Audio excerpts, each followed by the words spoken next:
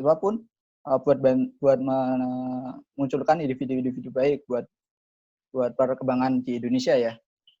Oke, karena saya ambilnya Master of Disaster Risk Management, saya juga harus melihat gimana sih kondisi disaster risk management di Indonesia, apa sih yang kurang, apa yang kekurangannya kayak gitu.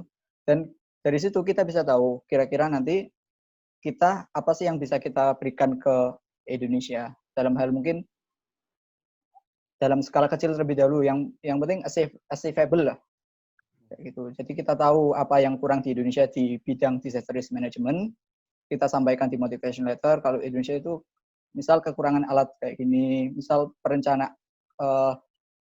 kerjasama antar institusinya itu masih kurang bagus dalam hal penanganan bencana. Nah itu bisa kita sampaikan, terus kita berikan ide-ide kontribusi apa yang akan kita berikan.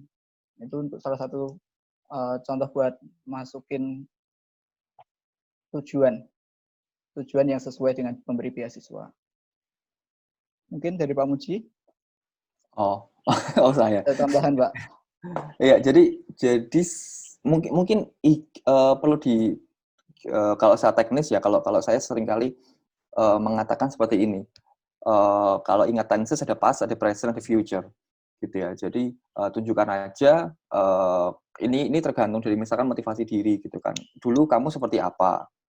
Ya, kemudian setelah itu sekarang bagaimana, dan lihat dengan kondisi, kalau misalnya tadi di LPDP for example gitu kan, kondisi di tempat sekitarmu Indonesia secara luas atau mungkin daerahnya Mas Faiz secara khusus ya, kondisinya seperti apa, kemudian bagaimana nanti bisa berkontribusi di situ.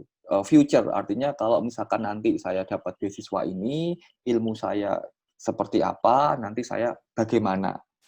Nah, itu juga dan biasanya ini tolong jangan ini juga sering terjadi motivation letter itu terlalu normatif ya.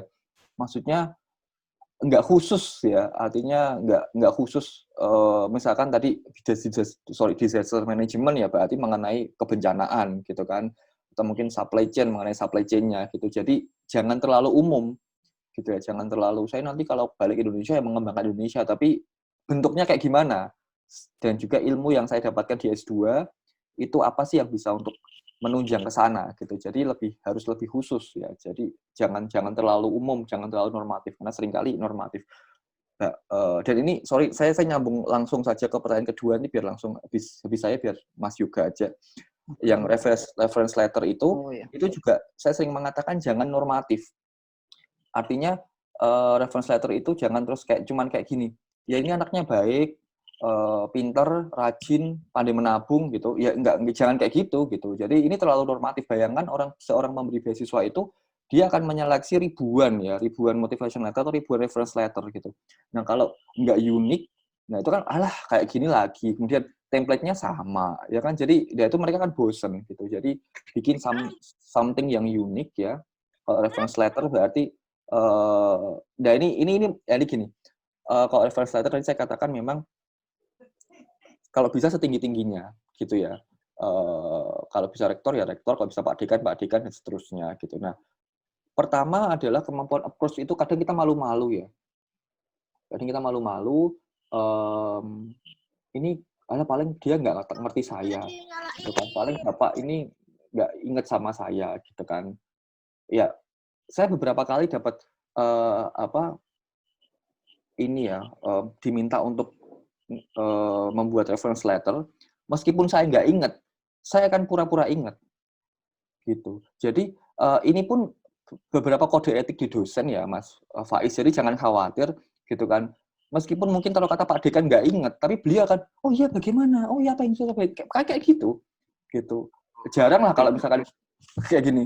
Oh, kamu siapa? Emang kenal? Jarang banget gitu kan. Kecuali emang dia sejak lahir jutek gitu ya. Cuman jarang banget gitu ya. Jadi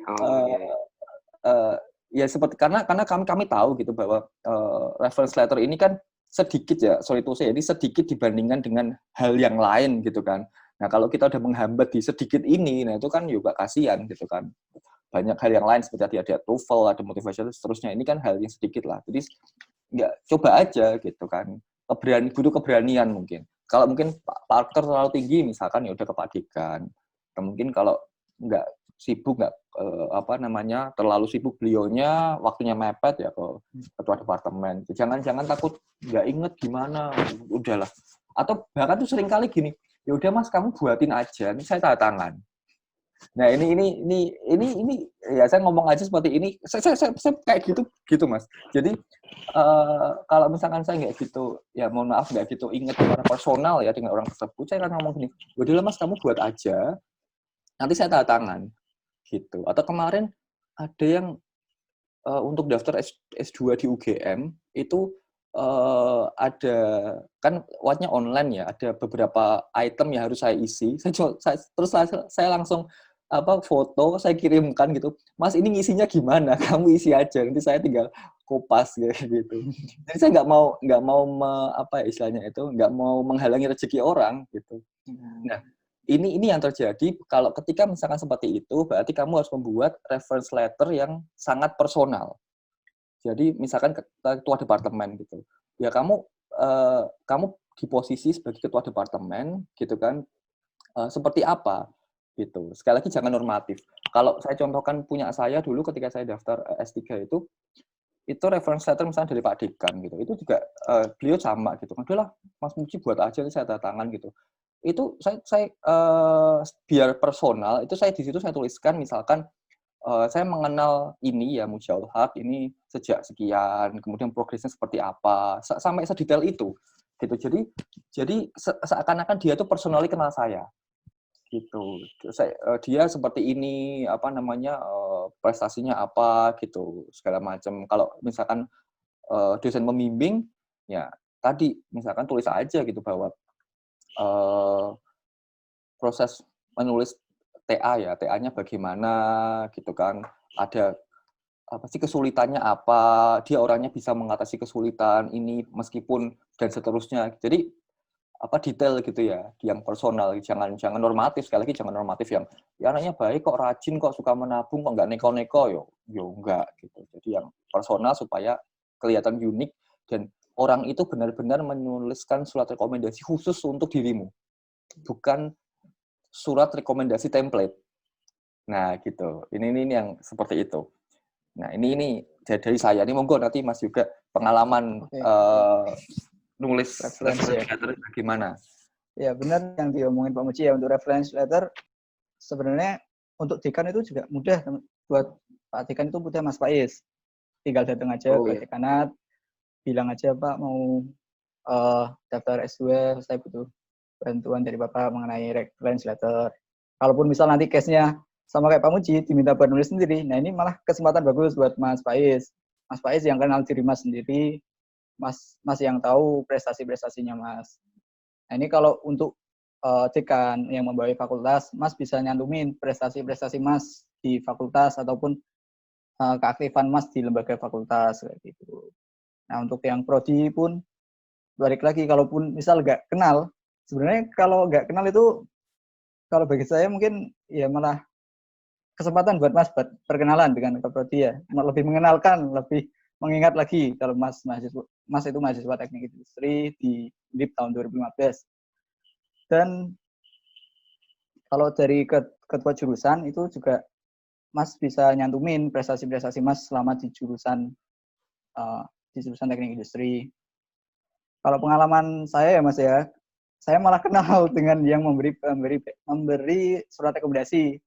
Bahkan saya sering banget datang ke kampus karena saya sering bolak-balik daftar beasiswa, sering gagal. Bahkan beasiswa pun ada yang punya surat rekomendasi template-nya sendiri. Itu kadang malah juga timbul rasa, wah saya kok minta-minta terus gitu loh, kok nggak segera ngasih kabar kalau saya lolos beasiswa. Itu kalau nggak enaknya kalau udah kenal kayak gitu. Itu pengalaman pribadinya sih Mas. Iya.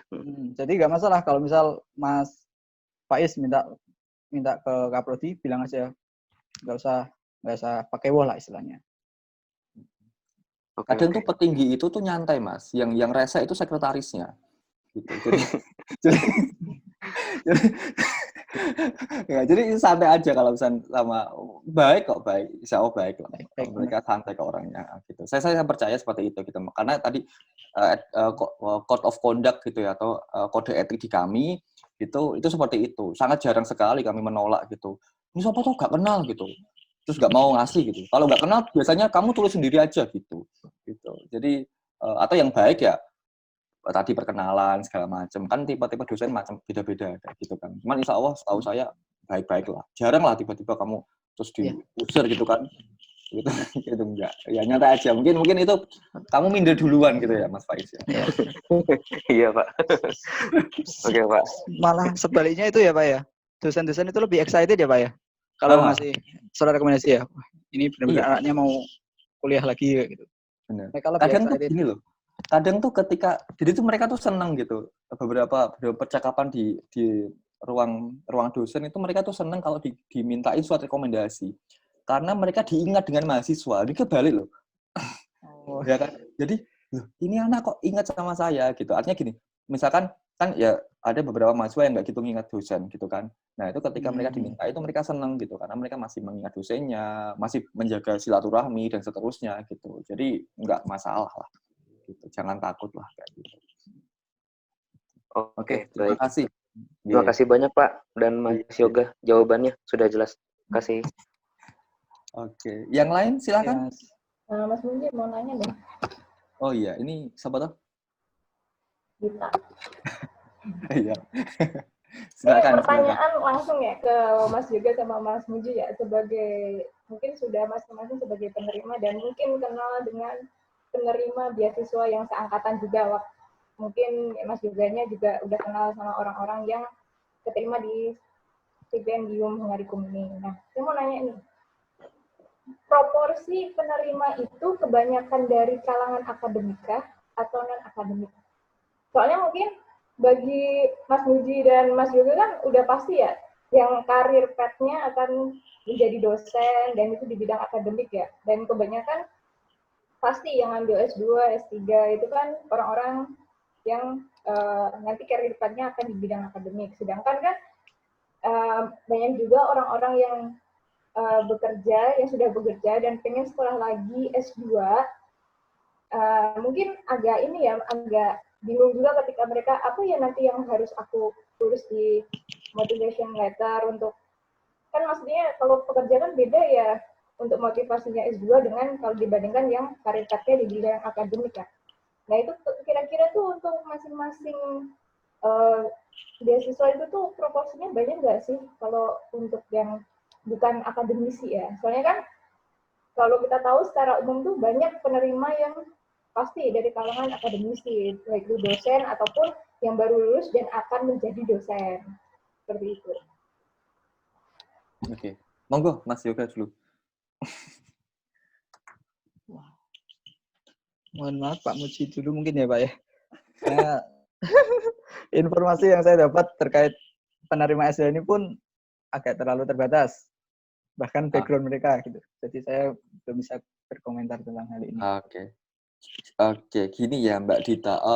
Sebenarnya kalau S2 itu diverse ya, enggak dalam tanda petik enggak semuanya bakal jadi dosen. Kalau S3 biasanya, saya nggak ngomong S3 pasti jadi dosen, enggak, biasanya gitu kan, karena jarang sekali orang Indonesia itu yang buru-buru gitu kan, kuliah S3 itu kan, PhD itu kan permanent head damage gitu ya, jadi udah puyengnya setengah mati gitu kan, jarang banget kalau nggak dosen. Cuma sekali lagi ada banyak juga yang nggak dosen tapi S3. Cuman kalau S2 itu divert, banyak sekali yang nggak dosen, banyak banget. Jadi jangan selalu salah kira bahwa harus path-nya di akademik, enggak. Seperti misalkan ketika saya kan ini kuliah nggak selesai gitu kan, dari Korea kemudian pindah ke Sweden, pindah ke Italia gitu, itu banyak kok kenalan saya, khususnya saya ngomong S2 ya, untuk adik-adik saya di S2 itu juga nggak dosen gitu, dia kerja. Kemudian setelah itu misalkan gini lah, LPDP itu kan banyak juga yang nggak dosen ya kan, dia bahkan LPDP itu nggak boleh dosen loh.